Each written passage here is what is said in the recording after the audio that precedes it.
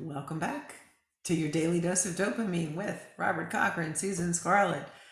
Moving from, moving into a deeper look at day one, which is a program within Yes and Exercise, which you can learn more about at yesandexercise.com, and has been the center point of my life for the last 2.5 years.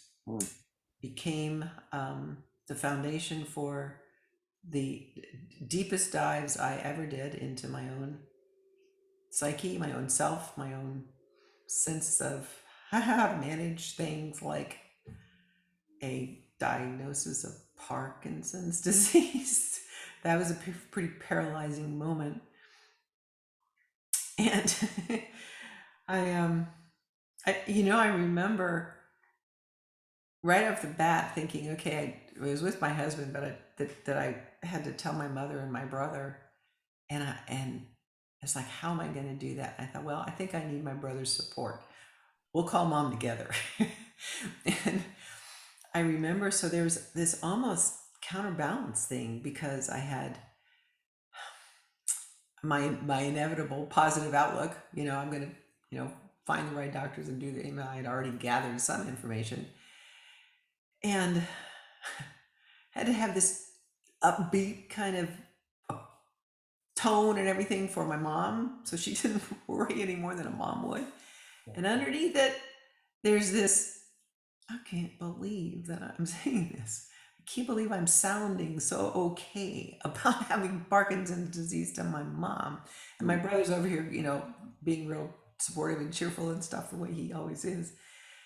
And as time went on, Robert, oh my gosh, I didn't get anywhere. I was afraid to go to the internet. I was afraid to read about it.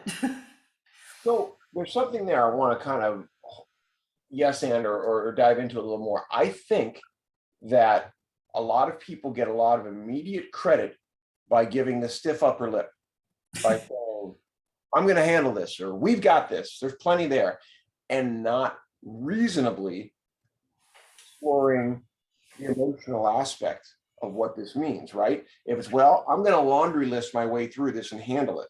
And check. Right.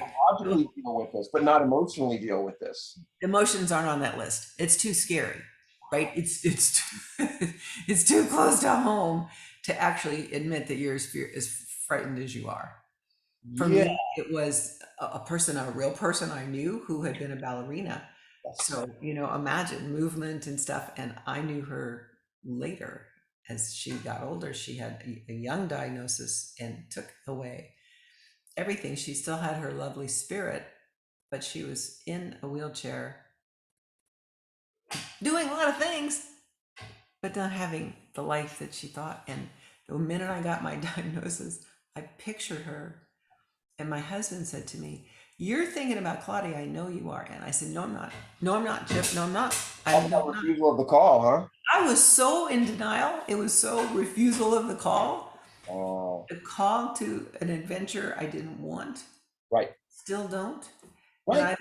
yeah, I said to my husband just last week, there are things in life you wish weren't true, but they are. And you could spend a lot of time sitting around having negative emotions about it, or you can sort of package it up as it's never perfect. Everything doesn't ever get wrapped up perfectly for anybody with a beautiful bow. Nailed why. And this is, I think, an important thing.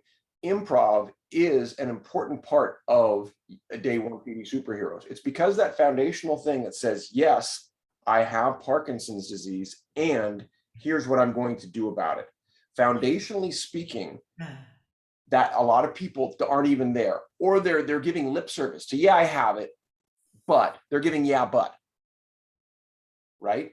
That full truth of the yes means accepting it, and then recognizing what the true opportunities and power, are to be. And a lot of that, what the missing ingredient is looking at the emotions, and that's what day one does, because you're off on, and by then maybe you are calling it an adventure. Right. Looking, Yeah. playing with emotions. I love that aspect too, right? To try them out. And by the way, see them reflected against other people. Love it. There's another step coming up.